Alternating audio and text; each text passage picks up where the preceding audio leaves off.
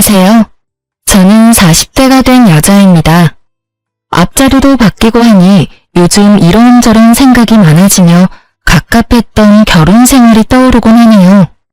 다 잊었다 싶었는데 문득문득 떠오르는 그때의 기억은 어쩔 수가 없나 봐요. 이제는 정말 털어내고 싶어 사연을 쓰게 되었어요. 함께 해주시겠어요?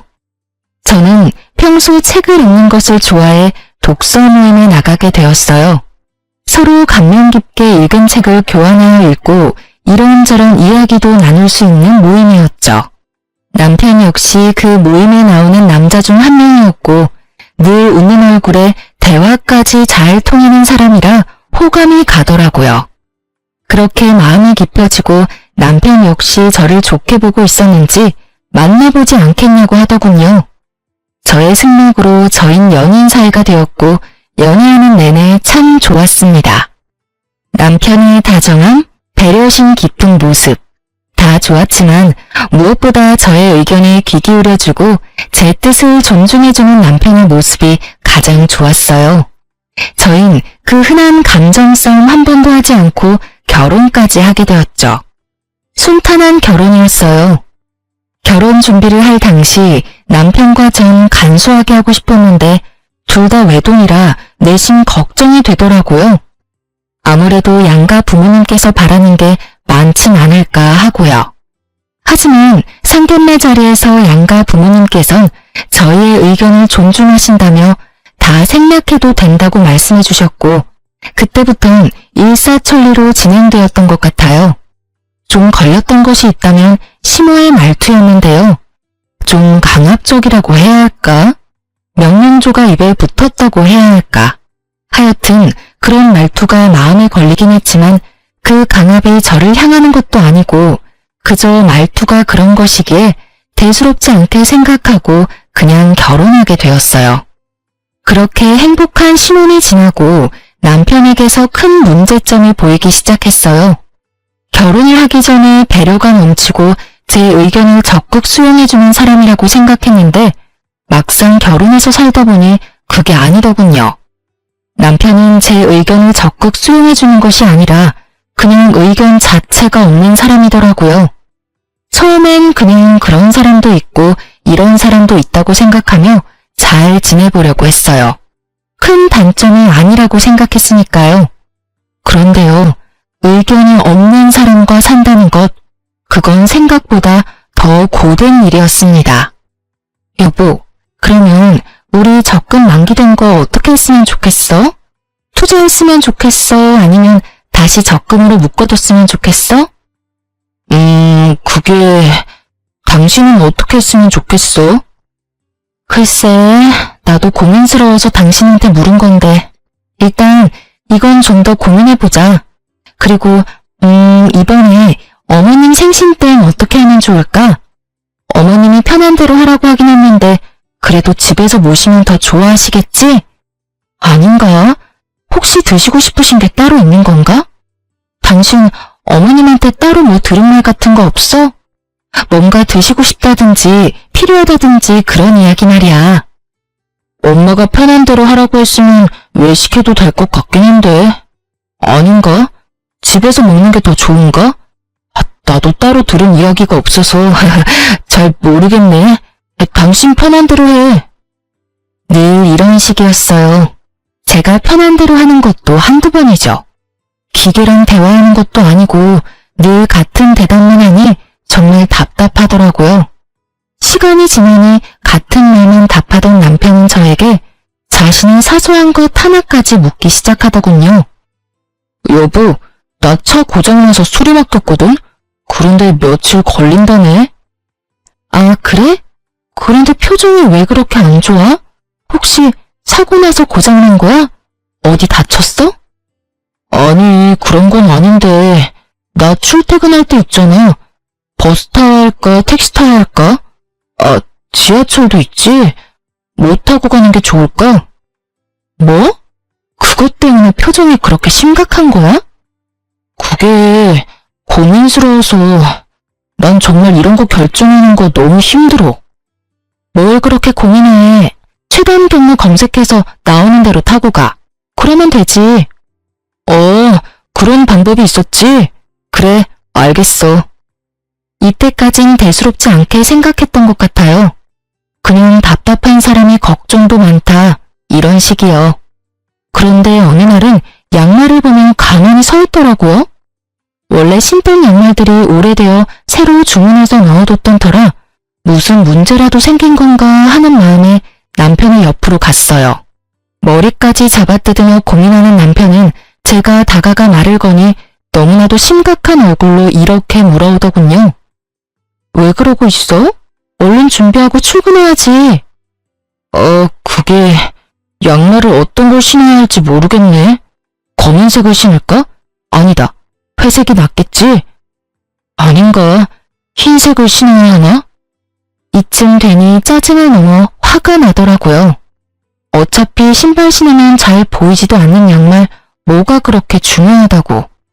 그리도 심각한 얼굴로 10분이 넘는 시간 동안 고민을 하고 있다니 패션 양말 골라 신는 것도 아니고 저로서는 참 이해가 되지 않았어요. 아무거나 신어 여보. 아무거나 신기엔 너무 고민스러워서 그래. 그러지 말고 여보가 좀 골라주면 안 돼? 여보가 무슨 유치원생도 아니고 이런 것까지 내가 골라줘야 해? 그냥 손 집히는 대로 신으면 되잖아.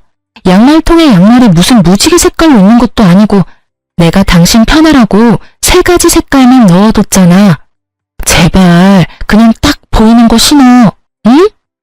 그게 난 어려운 걸 어떻게 해. 그럼 이때까진 어떻게 골라 신었어? 장가 오기 전까진 어떻게 골라 신었는데? 엄마가 다 골라줬지, 장가 오기 전엔. 엄마가 그날 입을 옷이랑 양말까지 다 챙겨줘서 이런 고민을 할 필요가 없었단 말이야. 엄마는 하나부터 10까지 알아서 다 해줬는데 당신은 왜 안 해줘? 뭐? 지금 양말 안 골라주는 내가 이상하다는 거야? 이상하다는 것까진 아닌데 좀 도와줬으면 좋겠다 이 말이지. 엄마가 알아서 다 챙겨줄 땐 편했는데. 엄마한테 골라달라고 하면 되겠다. 왜 그 생각을 못했지? 이러면서 시모에게 영상통화를 거는데 정말 이건 아니다 싶더군요. 더 황당한 건 그런 상황을 시모는 자연스럽게 받아들이고 진지하게 양말을 골라주고 있다는 점이었어요. 아니, 검은색, 회색, 흰색에서 고를 게 뭐 있다고 고르나요? 그것도 그렇게 진지하게요. 거기에다가 한두 살 먹은 어린애도 아니고 득달같이 영통까지 걸어 물어보는 남편이나 그걸 또 자연스럽게 골라주고 있는 시모나. 뭐 하는 짓인지 모르겠더라고요. 제가 황당함에 얼이 빠진 사이 전화를 끊은 남편은 뭐가 그리 신이 나는지 웃고 있었고 그런 남편의 모습이 더욱 이해되지 않았어요. 아니 여보, 지금이 몇 시인 줄은 알아? 7시 조금 넘었어. 당신 생각이 있어 없어? 꼭 이 아침부터 전화해서 그런 걸 물어야 해? 그럼 어떻게 해? 당신은 골라주지도 않고 짜증만 냈잖아. 나도 당신한테 묻는 거 짜증나고 스트레스 받는다고. 그래서 앞으로도 이렇게 어머님한테 전화해서 묻겠다는 말이야? 응. 왜 진작 이 생각을 못했나 모르겠어. 결혼하기 전에도 엄마 말대로 해서 편했고 손해본 적도 없었어. 세상 우리 엄마 정말 대단하다. 그렇지? 난 여보가 새삼 대단해. 당신이 마마보이야? 어떻게 하나부터 10까지 어머님한테 다 묻고 살겠다는 거야? 그것도 결혼까지 한 사람이. 당신은 한 집안의 가장이야. 알고는 있어? 마마보이라니.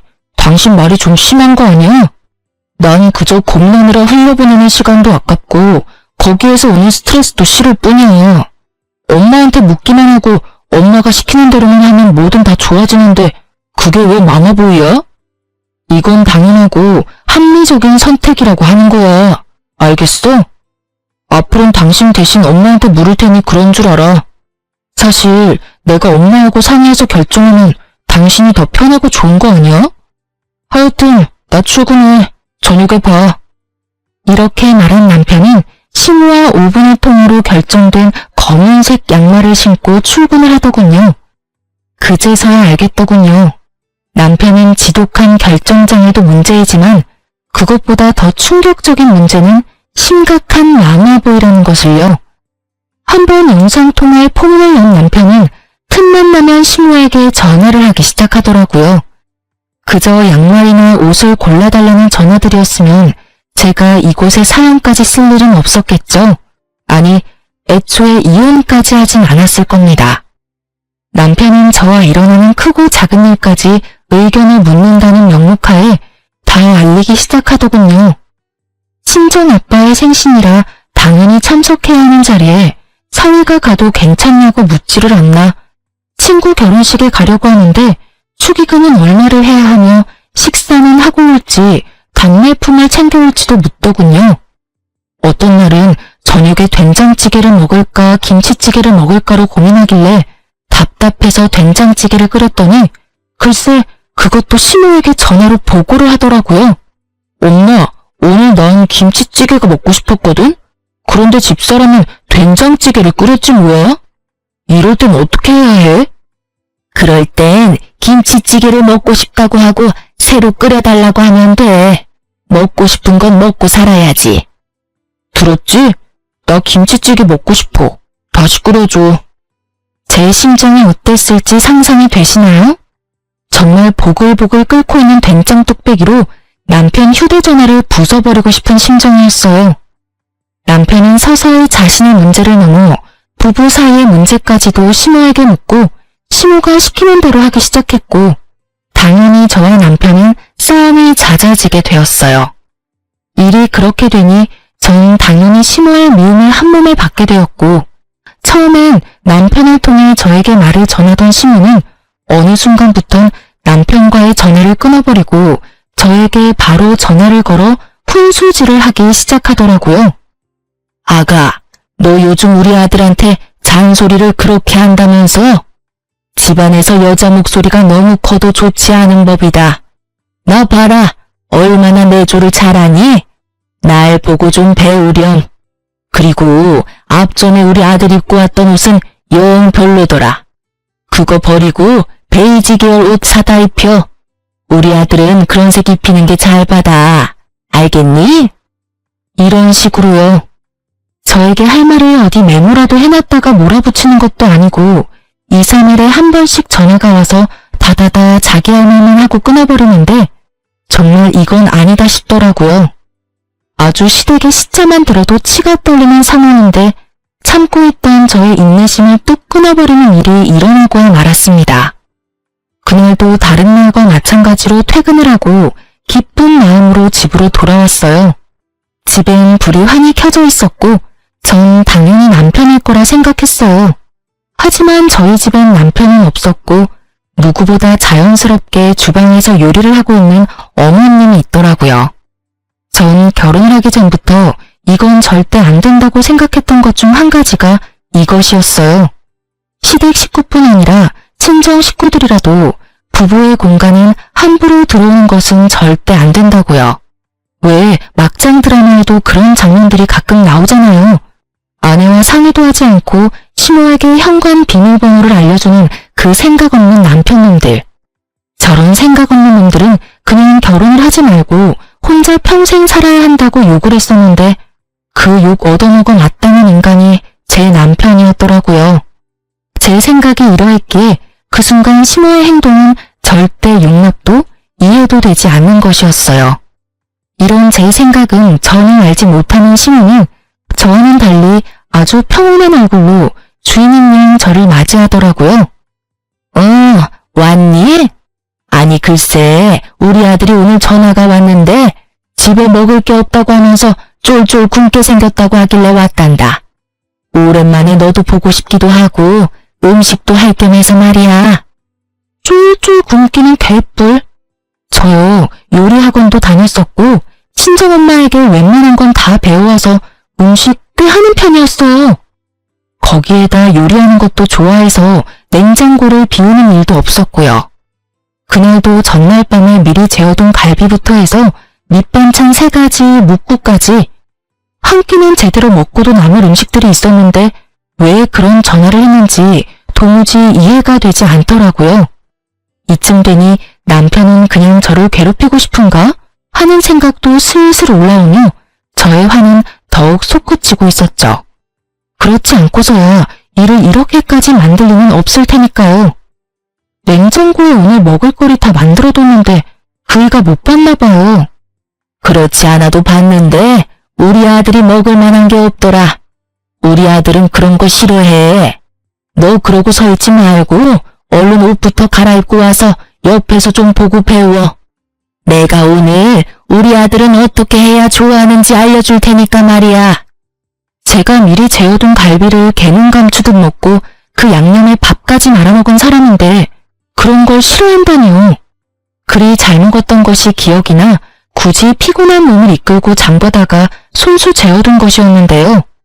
그냥 시모가 오고 싶어 안달이나 아들 핑계를 대고 와서 주방을 점령한 것이 분명해 보이더라고요.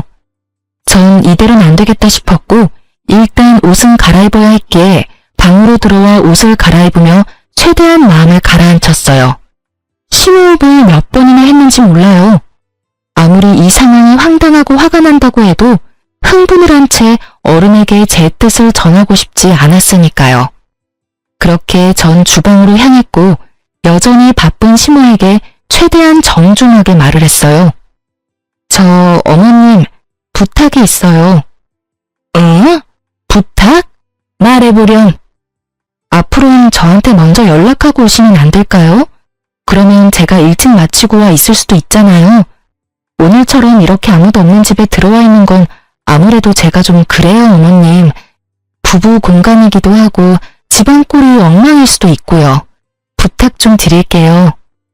최대한 좋게 이야기했다고 생각했는데 시모는 그저 제 모든 것이 마음에 들지 않는다는 듯 들고 있던 국자까지 바닥에 내팽개치며 노발대발하기 시작하더군요. 뭐야? 내가 너 좋게 대해보려고 했는데 정말 안 되겠구나. 네가 뭔데 나한테 오라가라 하니? 여기 내 아들 집이야. 내 아들 집에 내가 오겠다는데 네가 뭔데? 제 집이기도 하니까요. 이 집 살 때 어머님 아들 돈만 들어간 거 아니고요. 제 돈도 반틈 들어갔으니 엄연히 따지면 저희 부부집이죠. 아, 그러니까 네 말은 그까짓 알량한 몇 푼 보탰으니 네 집이기도 하다. 이 말이지? 그래서 나보고 앞으로는 발길도 하지 말라. 이 말이 하고 싶은 게야? 아니요. 아예 오지 말란 말이 아니라 언제든 와도 상관없는데 연락은 주고 오면 좋겠다. 이 말이에요. 이렇게 집주인도 없는데 들어와서 이러고 계시는 거 제 입장에선 좀 곤란해요. 기분도 사실 좋진 않고요. 내가 기가 막혀서 아니 다 됐고 그래서 얼마 보탰니? 이 집 사는데 네가 보탠 돈이 얼마야? 그건 왜 물어보세요? 내가 그 돈 줄 테니 그 돈 받고 내가 앞으로 비밀번호를 누르고 이 집에 들어오든 배를 누르고 들어오든 아무 상관도 하지 말아라. 그깟 돈 얼마나 된다고 네 집? 부부집이라고? 그게 어른한테 할 말이야? 그것도 시어머니한테? 정말 이 말을 듣는데 심장이 빨리 뛰기 시작하는 것이 느껴지더군요. 어른도 어른 나름이지. 더는 대접을 해줄 필요가 없다고 느낀 저는 그때부턴 참지 않고 시모에게 대응하기 시작했어요. 아니요, 그럴 필요까진 없고요. 제가 남편이 보탠 돈 돌려줄 테니 앞으론 이 집에 발길도 하지 마세요. 그렇게 되면 서로 얼굴 붉힐 일도 없고 좋을 것 같네요. 시모 입장에선 제 말이 심하다고 느껴질 수도 있다고 생각하기는 합니다. 하지만 애초에 처음부터 제가 나쁘게 말한 것도 아니었고 좋게 이야기했음에도 불구하고 말이 통하지 않으니 좋게 이야기할 필요가 없다는 생각이 들더라고요. 그리고 다툼이 생기더라도 이참에 확실히 해놓지 않으면 앞으로 살면서 계속 이 문제로 크고 작은 언쟁이 오갈 것이 분명했기에 좀 강하게 나갔던 것 같아요. 시모는 이런 상황은 예상도 하지 못했는지 표정이 확 바뀌기 시작하더니 그때부턴 마구잡이 폭언이 시작되더라고요. 이 미친 것이 뭐야? 뚫린 입으로 한다는 말이 뭐? 발길도 하지 말아달라고? 오냐오냐 했더니 이년이 시댁 무서운지 모르고 말짓거리지? 너 오늘 잘 걸렸다. 오늘 내가 너 그 썩어 빠진 정신머리 확 뜯어 고쳐주마. 꿇어. 얼른 무릎 꿇고 손이 발이 될 때까지 빌어. 얼른! 제가 왜요? 제가 뭘 잘못해서 무릎까지 꿇어야 하나요? 전 절대 무릎 꿇을 생각도 손이 발이 될 때까지 빌 생각도 없어요. 아니, 애초에 잘못은 어머님이 하셨잖아요. 요즘 아무리 자식 집이라고 해도 아무도 없는 집에 이렇게 막무가내로 들어오는 부모님들이 어디 있어요.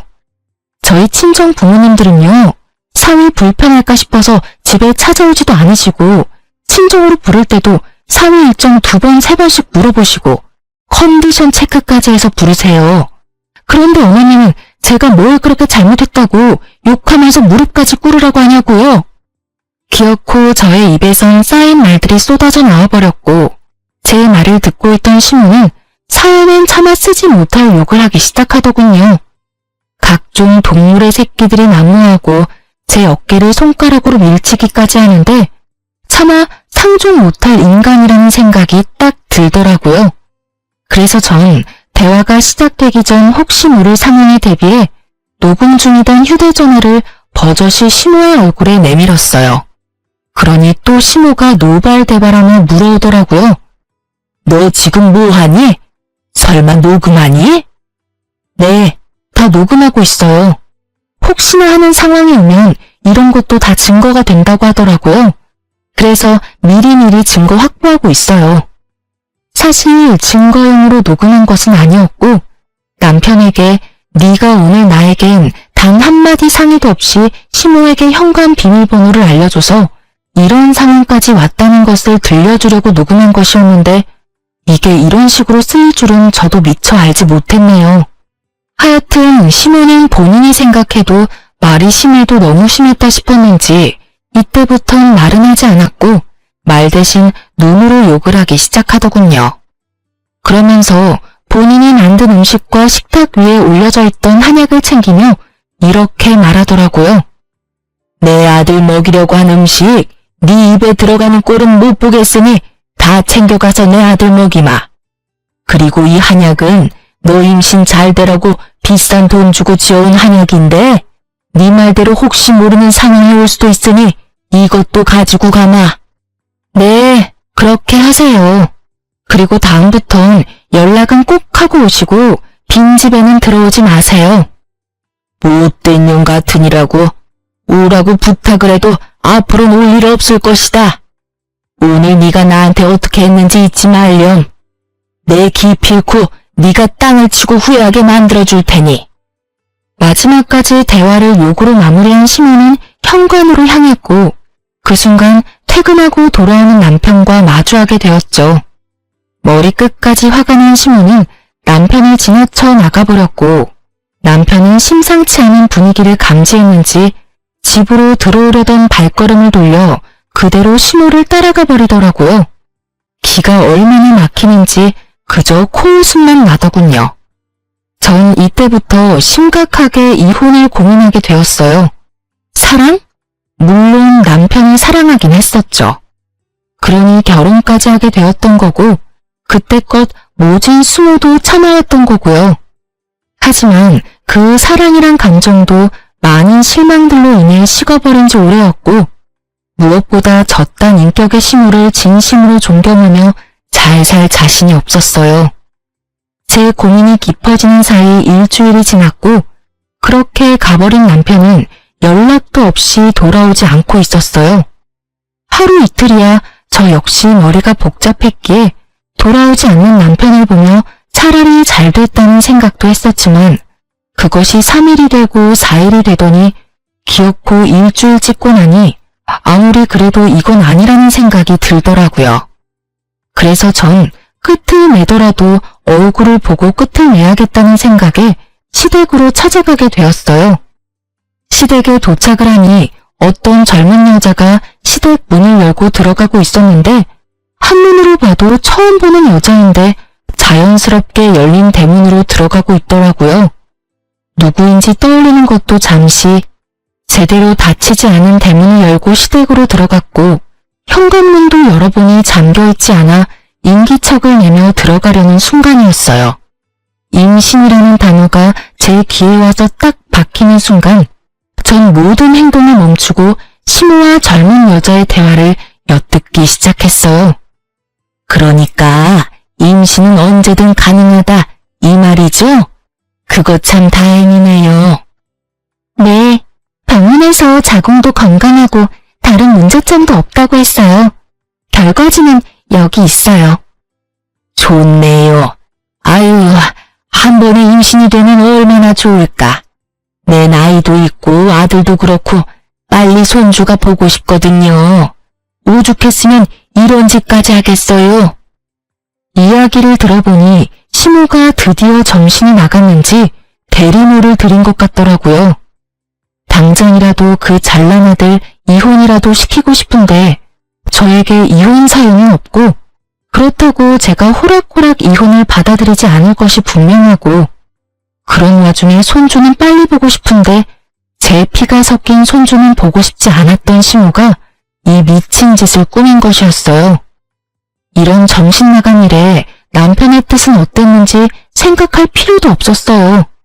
그 인간은 엄마 말이라면 똥이라도 처먹을 그런 인간이었으니까요. 아, 약은 잘 챙겨 먹고 있죠? 이 한약 유명한 한의원에서 지어온 임신 잘 되는 약이에요. 이왕 일 치르기로 한 거 빨리 끝내는 게 서로한테 좋지 않겠어요? 네, 들어오던 날부터 해서 3일 동안 하루도 빠지지 않고 잘 먹고 있어요. 오늘은 배도 유난히 더 따뜻한 것 같고 그렇네요. 그래요? 비싼 값 하네요. 그리고 다시 한번 말하지만 우리 바깥 양반 앞에서는 지금까지 했듯이 내 먼 친척 딸이라고 해주면 돼요. 절대 실수하면 안 되는 거 알고 있죠? 네, 그럼요. 실수하지 않도록 할게요. 걱정하지 마세요. 3일이나 됐더라고요. 남편이 시댁에서 지내기 시작한 지 고작 일주일인데 그 젊은 여자가 시댁에서 지내기 시작한 게 3일이라니. 어이도 없고 머리끝까지 화도 차올랐지만 일단 전 그 자리를 벗어났어요. 들이닥쳐 다 엎어버리고 끝내버리기엔 벌인 일에 비해 너무 약한 벌을 주는 것 같았으니까요. 집으로 돌아온 전 당장이라도 남편 놈을 집으로 불러들여야 하나 고민도 했지만 이미 이혼도 결심했겠다. 남편 꼴도 보고 싶지 않을 뿐더러 남편이 시댁에 있어야 진정한 복수가 될 것 같아 그냥 두기로 했어요. 전 어떻게 해야 할지 고민했고 묘수가 될지 무리수가 될지 모르겠지만 한 가지 방법이 번뜩 떠오르더군요. 다음날 전 꽤 일찍부터 시모의 집 가까운 곳에 차를 주차하고 남편이 돌아오길 기다렸어요. 아무래도 저녁엔 시부도 집에 있을 것이고 일이 일어난다면 낮을 거란 생각에 일찍 서두른 것인데 아니나 다를까 점심시간이 지나자 반차라도 쓴 것인지 남편놈이 모습을 드러내더라고요. 저는 숨죽여 시댁을 주시했고 뒤이어 시모가 나오는 모습을 보고 확신해차 경찰에 대리모를 고용해 불법적인 행위가 일어나는 곳이 있다며 신고를 했습니다. 여러모로 고생이 많으신 경찰관분들은 정말 총알같이 출동을 해주셨고 저는 경찰관들을 대동하고선 시댁을 들이닥쳤어요. 남편이 집에 두고 간 시댁집 열쇠를 챙겨온 덕에 벨 따윈 누를 필요도 없이 그야말로 현장 급습을 하게 된 것이었죠. 갑작스럽게 들이닥친 저와 경찰관을 본 남편과 여자는 크게 당황을 하더라고요. 다행인지 불행인지 너무 빨리 들이닥치는 바람에 일을 치르기 전이었지만 그 정황들이 어떤 상황인지 모두 알려주고 있었죠. 여자는 당황스러운지 방으로 숨어 나오지 않았고 남편은 거실로 나와 아무 말도 못하고 저와 경찰분들의 눈치만 살피며 시모에게 연락을 하고 있더라고요. 뭐 당연한 일이라고 생각했네요. 저 생각이라고 없는 놈이 이 상황에서 무슨 말을 해낼 수 있겠어요? 시모는 근처에서 대기하고 있었는지 빨리도 돌아왔고 오면서 변명거리라도 생각했는지 신발을 벗기도 전에 말을 쏟아내고 있더라고요. 대리모라니 말도 안 돼요. 저 애는 우리 아들이랑 지금 만나고 있는 애라고요. 에? 유부남 아닌가요? 여기 이분이 부인이라고 하던데요. 유부남 맞아요. 맞긴 한데 곧 이혼할 예정이라 별거 중이었어요. 아무래도 며느리가 큰 오해를 하고 신고까지 한 모양인데 절대 그런 거 아니니 이만 돌아가 주세요. 이혼이라뇨? 전 이혼에 관해선 이야기 들은 적도 없는걸요. 다툰 건 남편이 아니라 어머님이랑 다퉜고 집 나간 남편이 일주일째 집에는 오지도 않고 시댁에 있었던 건 맞는데 이혼 이야기는 한 적도 없어요.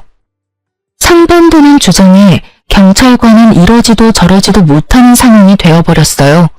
대리모 처벌을 받게 된다면 제일 좋은 상황이겠지만 찾아보니 불법적인 행위는 맞으나 그걸 증명하는 것이 몹시 어려울 뿐 아니라 현실적으로 힘들 수 있다는 걸 알고 있었기에 이쯤에서 경찰관들은 보내드리기로 했어요.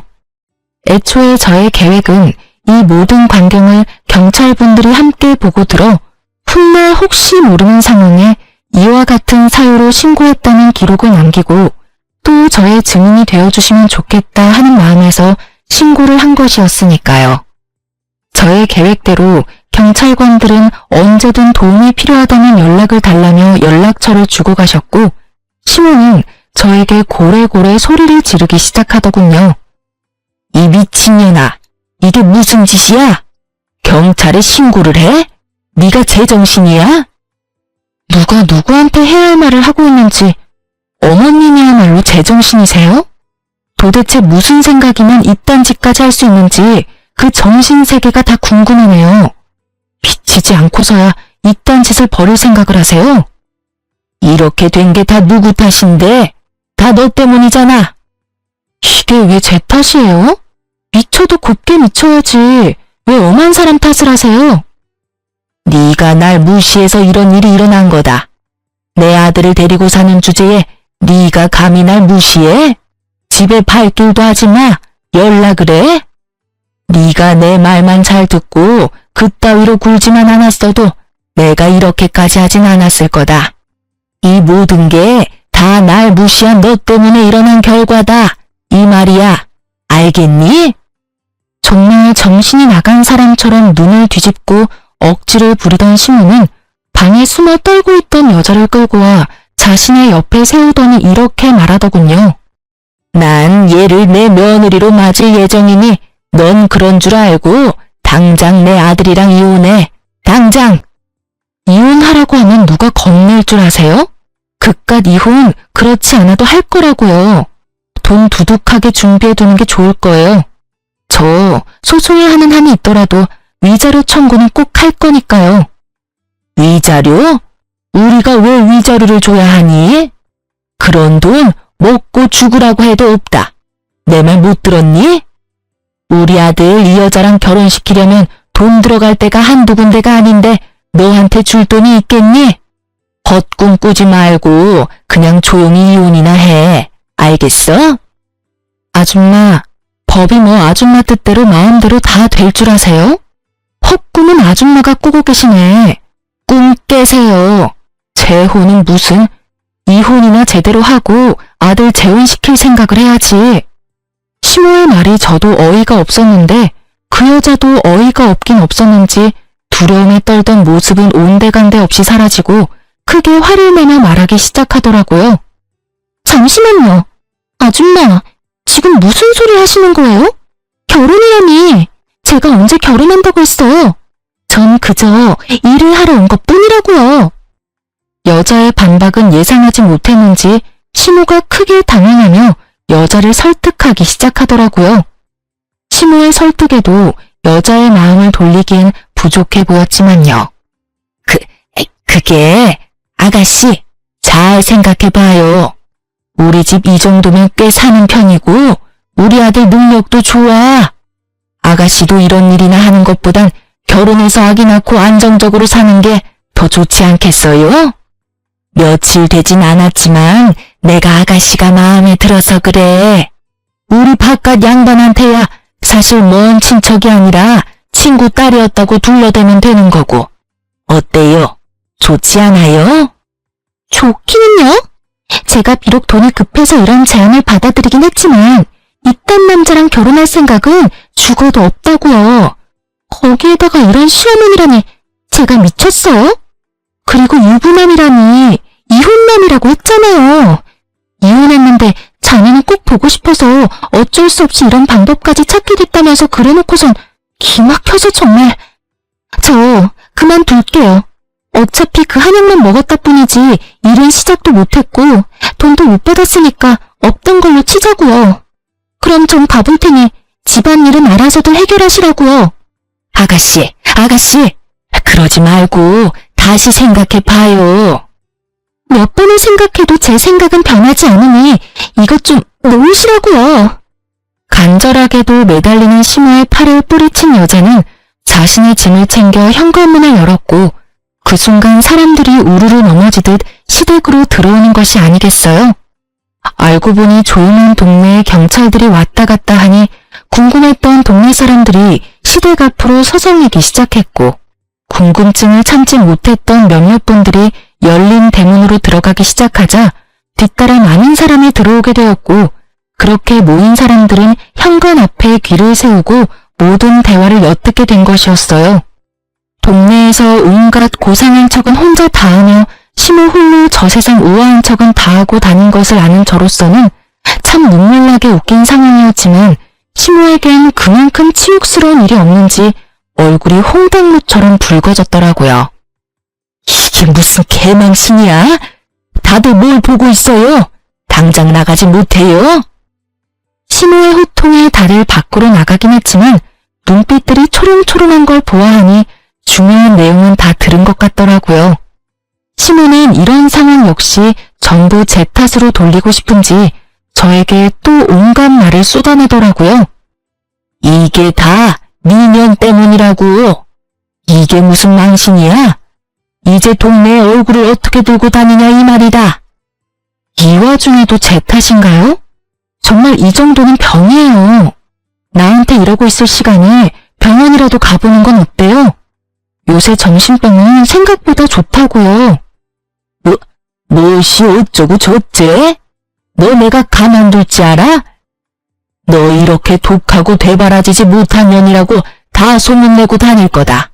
그렇게 되면 네가 얼굴이라도 똑바로 들고 다닐 수 있을지 알아? 네 인생 거기에서 끝이다 이거야.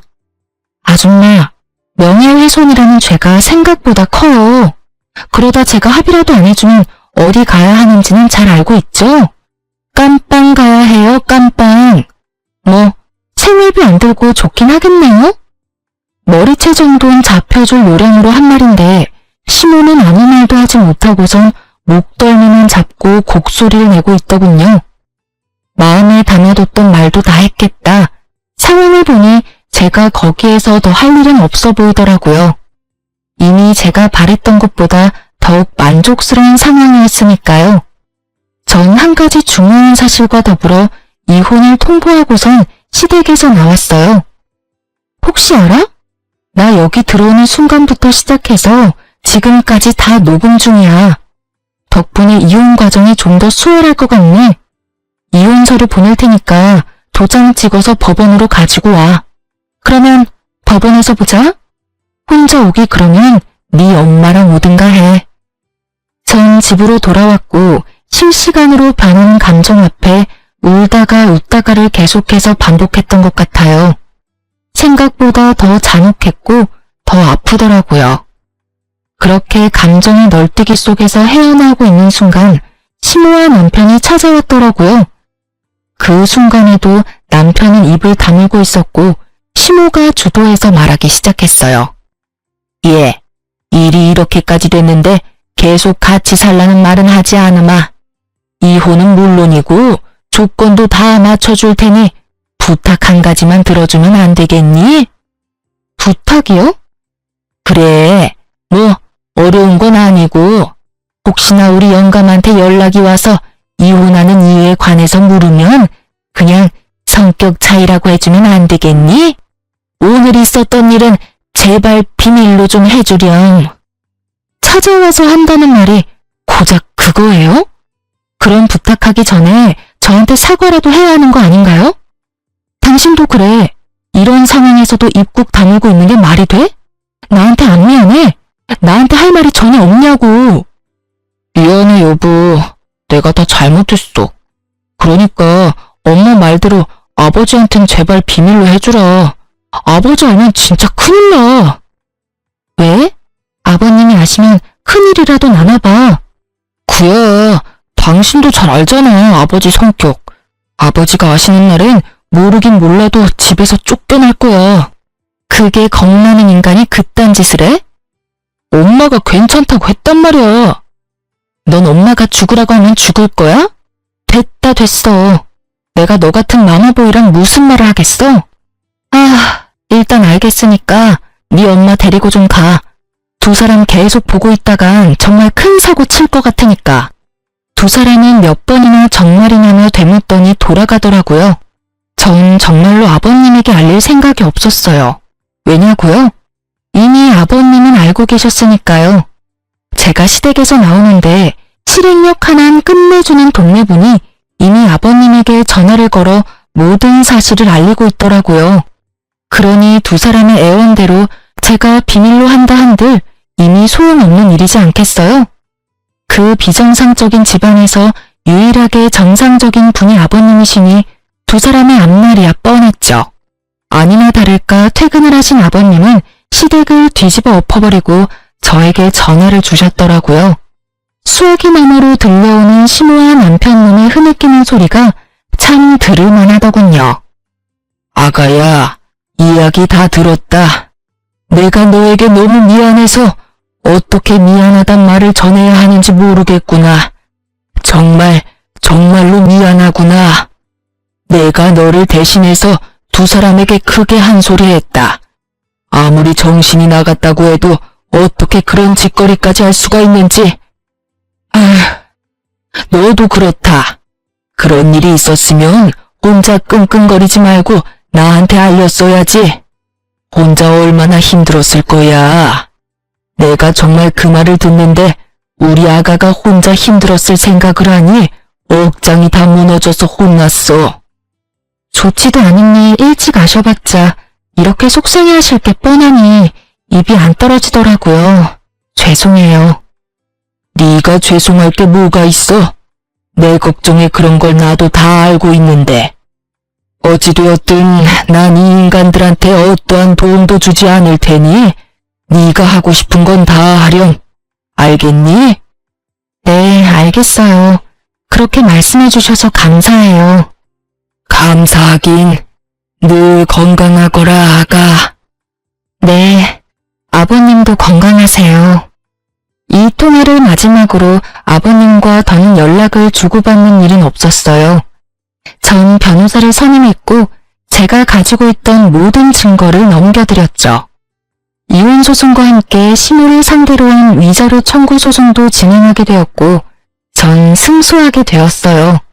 결정적으로 승소를 하게 된 건 당시 현장에 출동했던 경찰관 두 분의 증언과 출동 기록 때문이었는데요. 어쨌든 전 성공적으로 이혼을 했고 위자료도 생각보다 더 많이 받을 수 있었네요. 그 지긋지긋하던 시댁과의 인연도 끝이 나고 전 시댁이 있는 쪽으론 보지도 않고 살았는데 거래처 미팅이 하필 전 시댁 근처에서 잡히는 바람에 어쩔 수 없이 간 적이 있었어요. 약속 장소 근처에 주차하고 전 시댁 앞을 지나는데 저를 알아본 몇몇 주민분들이 저에게 전 시댁의 소식을 알려주고 싶으신지 큰 소리로 대화를 하기 시작하더라고요. 아니, 글쎄 그 이야기 들었어? 무슨 이야기? 저 집에 경찰 왔다 가고 난 뒤에 아주 집안이 풍비박산이 났잖아, 왜? 아, 그래? 그 집 아들 이혼하고 집에서도 쫓겨났다지 아마? 그딴 짓을 했는데 집에서만 쫓겨났겠어? 회사도 잘렸다던데? 마침 마트 집 딸이 저 집 아들이랑 같은 회사를 다녔지 뭐야. 바람이라고 하든 사랑이라고 하든 엄연한 범죄인데 회사에도 소문이 쫙 돌아서 결국 잘렸다고 하더라니까. 그거 참 꿀 좋다고 생각하며 걸음을 서두르려는데 아직 남은 이야기가 있는지 저를 따라오며 대화를 하시더라고요. 그런데 아들은 그렇다 치고 그 옆에 있는 애는 왜 안 보여? 에? 몰랐어? 그 옆에 애도 집에서 쫓겨났잖아. 집안을 풍비박산을 내놨는데 안 쫓겨나고 배겨? 온 동네를 누비고 다니면서 온갖 고상한 척은 혼자 다 하더니 결국 이혼당하고 집에서 쫓겨나고. 그러게 장가가면 내 아들 아니다 하고 살아야지. 요즘 시댁이 옛날 시댁이랑 같나? 하여튼 이혼당하고 쫓겨날 때도 얼마 받지도 못했다고 하더라고. 그 나이에 쥐꼬리만한 돈 받아서 쫓겨났으니 노년 참 고달프게 생겼어. 어머, 그래서 요즘 안 보였나 보네. 난 또 창피해서 밖에 안 나오는 건 줄 알았지. 그 옆에 내 얼굴에 철판이 얼마나 두꺼운데 그런 일이 있었다고 집에 처박혀 있겠어? 아마 모르긴 몰라도 이혼 안 당했으면 아무 일도 없었다는 듯이 온갖 고상한 척은 다 하면서 다녔을 거야. 그 꼴 안 봐도 돼서 얼마나 다행인지. 아, 그리고 들어보니까 끼고 살던 아들이랑 나란히 쫓겨나서 다른 동네에서 월세방 얻어서 살고 있다고 하더라고.